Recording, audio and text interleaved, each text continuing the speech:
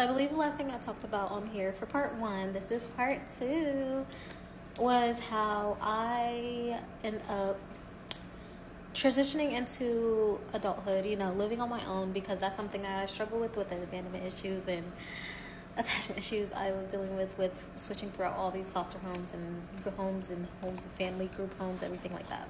So after I moved out of the apartment I was living in when I had a roommate, I actually was pushed and kind of peer pressure to go to college. Honestly, I was not ready and I knew it, but I was still trying. I wanted to try because I was, given advice to go, but also I'd never liked school. I'd never liked school because it's just too much. It's like feels forced on me, and I don't like being forced to complete something. It's gonna make me not want to fucking do it. I'm just saying. So then I end up going to a community college in my city, and I was not doing good. I was not doing good in college at all. I couldn't focus for anything. I also had no transportation, no reliable transportation. I had an issue with riding the bus because of an experience I've had with riding the bus. And I will get to that story very, very soon. That will be one of my stories that I'll be telling. But I had an issue with riding the bus, so I was like always catching Ubers everywhere I went because I felt like my safety was compromised with riding public transportation. Then I was very guided to do online schooling, but then that didn't really work for me because most of my classes were online anyways because of the COVID thing. And then also I had some in-person classes. I ended up failing my class. I got literally kicked out of my class as I'm literally in the class online on my computer. I got kicked out and I literally I failed that class. So I was like, no, college is not for me. I never even liked school in the first place. So around that time also, I was still in therapy for mental health, of course, psychological, whatever, because it was a lot going on. Like, I was dealing with literally being an adult that I never did before. Like, I was never an adult before living on my own, so I'm literally getting therapy for all of that. It's a whole bunch of stuff going on.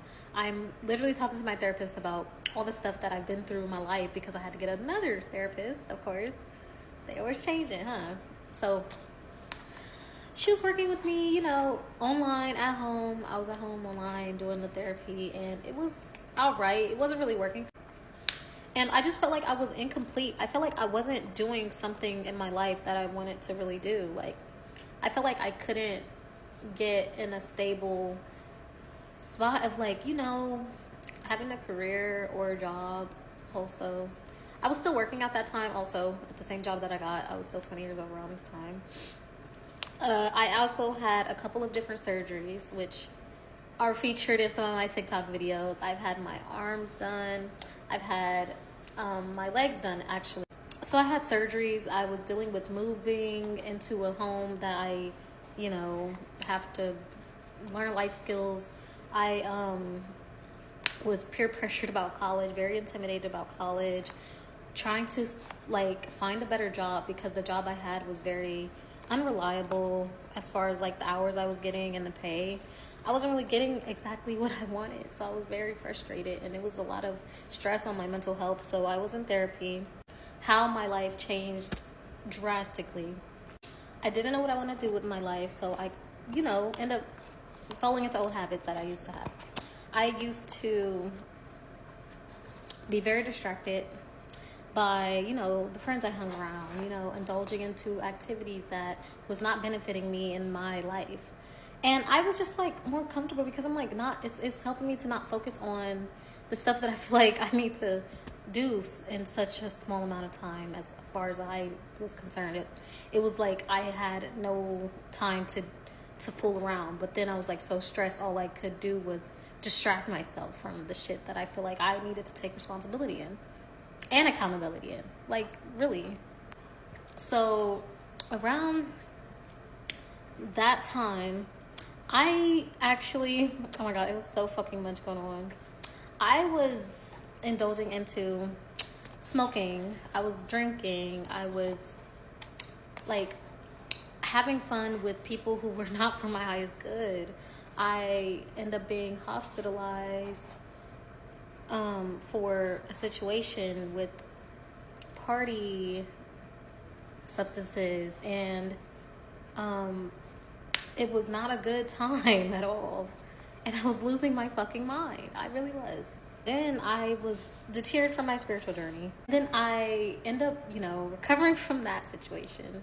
And I was like trying to get back on my spiritual journey, which was very hard because I was like, you know what? Is this even what it is like? Does this even matter? Does it even matter? Like, does my spiritual journey even matter? And it did. Little did I know at the time. So I met somebody who actually helped to push me towards my spiritual journey, and I pushed them towards their spiritual journey, and I got into a relationship that I thought was really nice until it wasn't. There was a lot of complications with the situation that I was in as far as the relationship. I actually ended up getting kicked out of that unit. That apartment that I was in. I was very undisciplined. I was very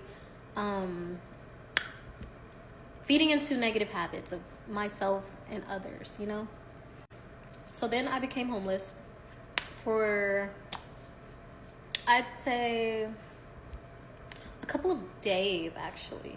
Maybe a week. And then someone offered for me to stay at their home, and I appreciated that a lot. And it was a few months I was there.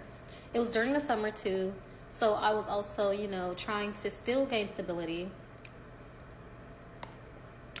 I was in a relationship at this moment as well. Homeless. At first, I was homeless with the person I was with. Then we both were in the situation where someone invited us to their home. And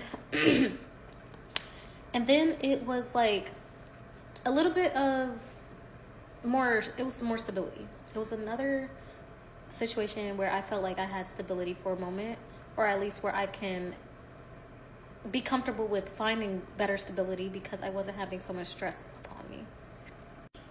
Then a situation came up to where I end up basically kind of getting kicked out of that unit by not the person that owned the house, but the person I was with that was home, that was looking for stability with me. So I'm just like, damn, that's fucking crazy. So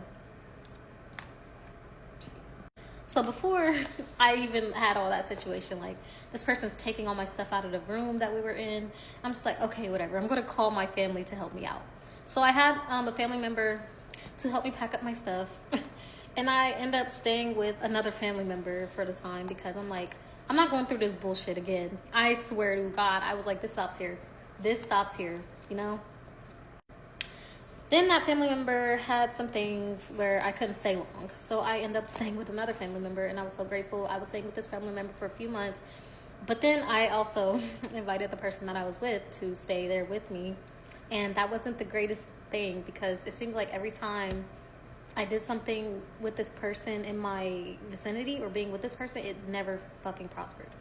Ever. And I was like, what the hell is going on? Like, I'd never been homeless before. What is this? Like, what? And that's where I'm going to stop right here because this gets very fucking juicy. If you want any details on this story, please comment which part you want to hear more about, and I will let you know. Also, follow me and stay tuned for part 3. We're going to get deeper into how I was living with a family member and it did not flourish that well after I was, stressed.